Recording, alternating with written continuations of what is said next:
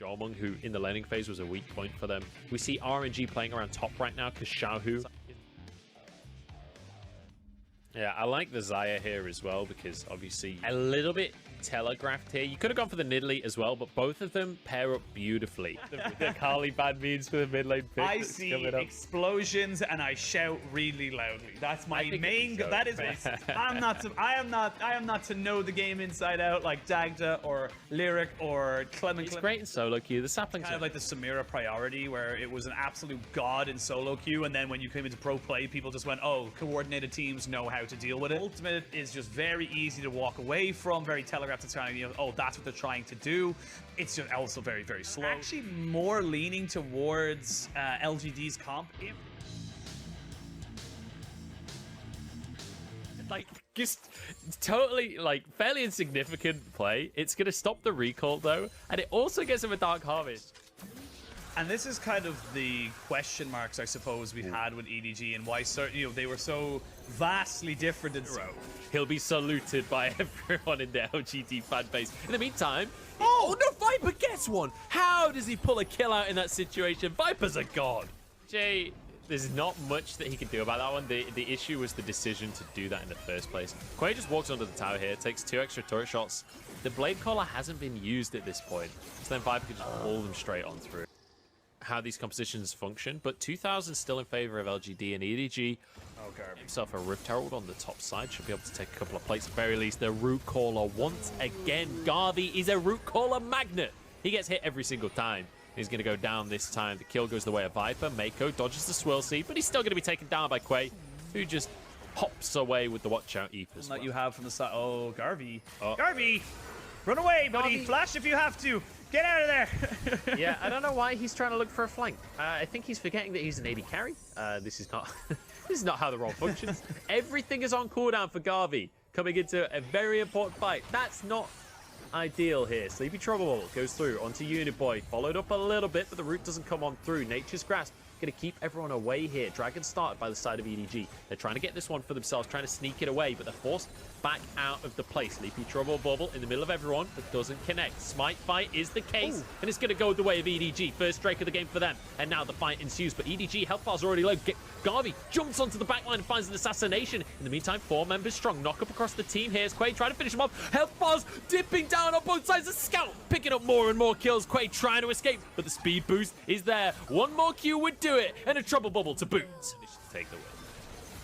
And this is how the fight goes in. It looks like a fantastic ult available in there. He flashes in, but he only lands 1 stun. So Colt's just going to get in free fire. Look at the feathers. As soon as the rest of LGD tried to go in, they get immediately called back. They can't do anything. And at that point, Flandre is able to 1v1 the AD carry. And Scout is just huge. He's just on, you know, free hitting, full mana pretty much. No. Kill. So really, really nicely done. Not just to get a lot of pressure out in terms of zoning, but to follow it up and find a kill for himself.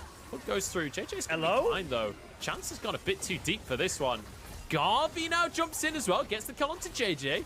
Mako's on one side. Colt's surrounding them in LGD. They are not going to let this game go without a fight. Scout gets one to answer, but it's 2 versus 3 here as Quay tries to find his way in. Colt, as Flandre is still heading towards the mid lane. He's nowhere near right now. This has to be a steal, basically, from JJ. Flashes into the pit. Looks for it. Won't be able to find it for himself. Colt goes down, though. It's 1-for-1 when it comes to the kills, and EDG want to turn this into a fight. Mako going to go into this one, but the Zhonya's keeping Quay alive for now. Will bounce away from the play, but Chance is going to be the sacrificial lamb as Garvey and Quay try and escape. Uniboy is off on the side, but Scout is here and he wants the 1v1. Quay will fall as well, and EDG find another fight. Dance at how beautifully elegant it is, but I can't keep talking because they're going to have a fight. Here we go. Well, Chance is gone. That's one way to start the fight. Garvey has found himself very alone in the world, and there's 2 of them to deal with, so his Q doesn't do as much as he would like. Flandre now in a 1 versus 3, but that's Renekton's comfort zone, all right. Colt is trying to back away from this one, should be able to escape. That is 3 kills for 1. EDG will take that any day of the week. LGD, you're investing a huge amount of summoners and pressure onto the support.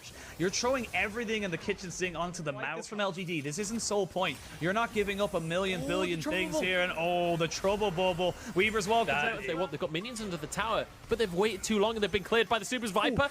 Incredibly low, but the QSS keeps him alive for now. Scout now with the trouble bubble goes on towards Chance. Garvy's going to try and bully him away. The 1v1 favors Garvey, but he backs off in the end. Can't chase too deep for this one. Scout misses on the trouble bubble.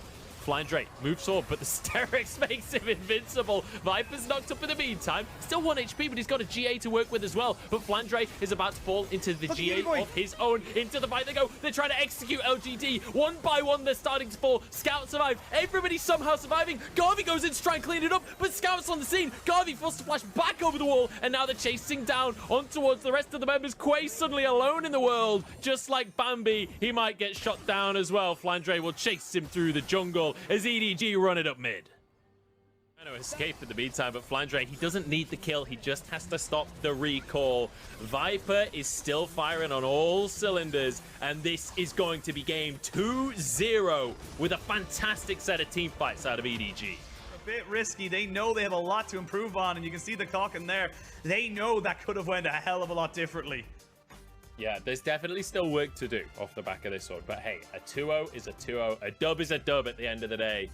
And you know what? EDG, they can walk away with a 3-0 scoreboard on the standings right now. They are going to be tied, I believe, for first place. Maybe less than first place just on game difference at this point, because they have gone to 3 games twice at this stage. But still, a monumental win for them, a 2-0 at the end of the day. LGD once again serious. The fact that game 2 is this close, the fact that they took... Honestly, I feel like LGD, that game looked very, very solid for them. And then, yes, they lost it, yes, at 2-0. But again, I have to keep reiterating, this is a team that are yet... But across this series, showing that he could play this Xayah, which bear in mind, today is the first time he's played Xayah this year. He's played every other AD carry.